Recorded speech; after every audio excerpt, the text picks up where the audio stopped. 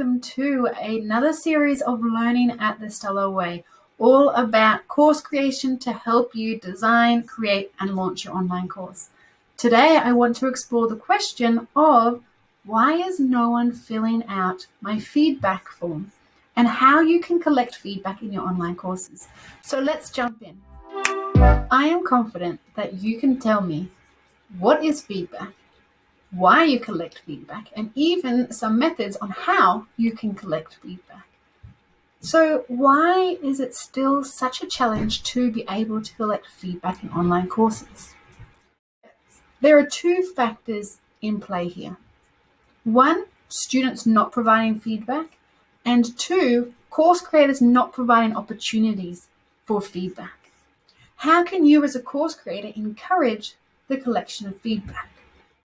You know the what, you know the why, you know the how. But what about the who?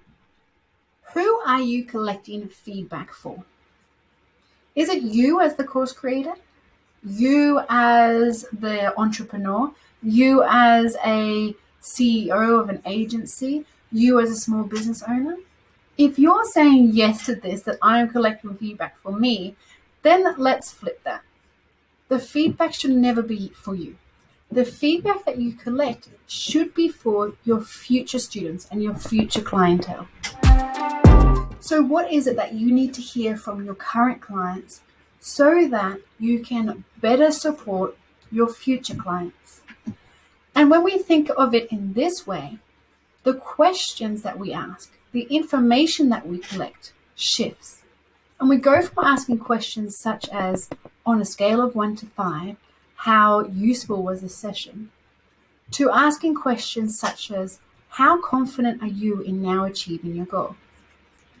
And when we make that shift, when we change that focus, we're putting the accountability, we're putting the responsibility on our students to have this reflection and to be able to share their growth. And that feedback will then help us to be able to better support our future clients. Simply adding a feedback form to the end of your online course has so many issues, and it's just not going to cut it. Who's going to be motivated to fill in that form? Is it going to be the people with the constructive feedback that we need to hear? Or is it the people who want to complain?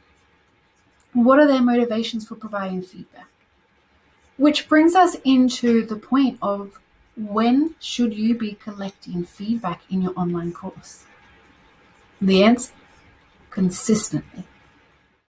How do we consistently collect feedback without bombarding our student with feedback forms?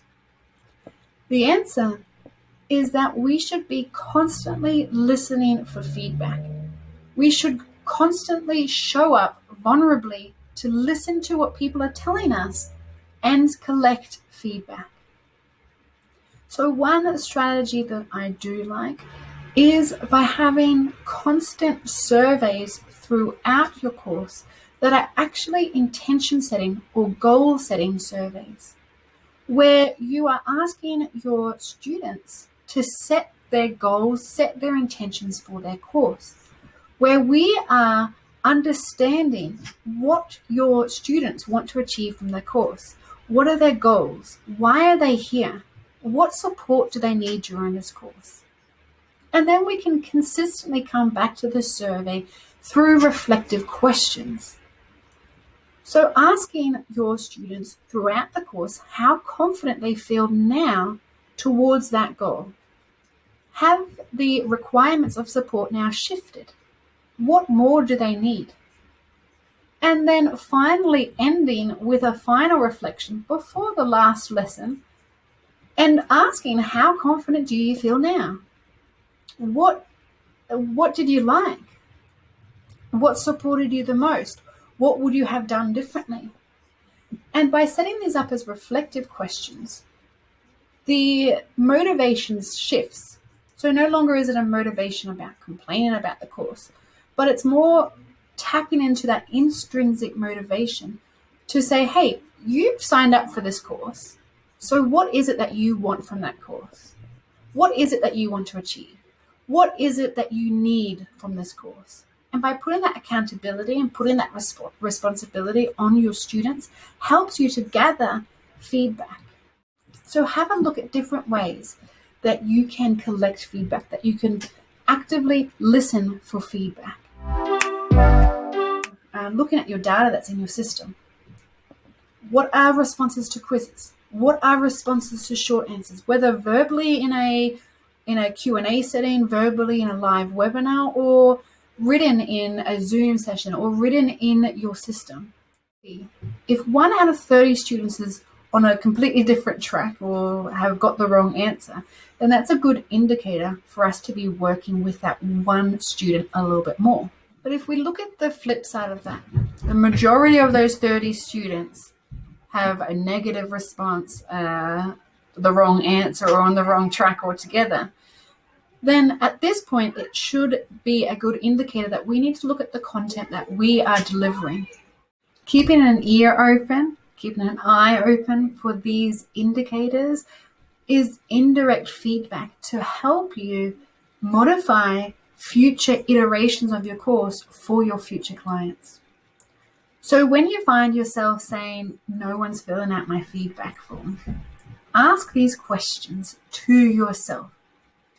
Am I just adding a feedback form at the end of my course? Who am I collecting feedback for? What type of feedback am I seeking? Am I being vulnerable to hearing constructive feedback? And is that fear hindering my feedback process? How often do I collect feedback? And finally, am I seeking opportunities for indirect feedback? When you ask yourself these questions and when you focus on the who and the when of your feedback, you will see that you're able to gather a wealth of feedback to support your future clients. That is all for today's series of Learning at the Stellar Way. If you would like to know more about course creation, head on over to my Facebook group where you will learn how to design, create, and launch your online course. And the link is in the comments. See you next time.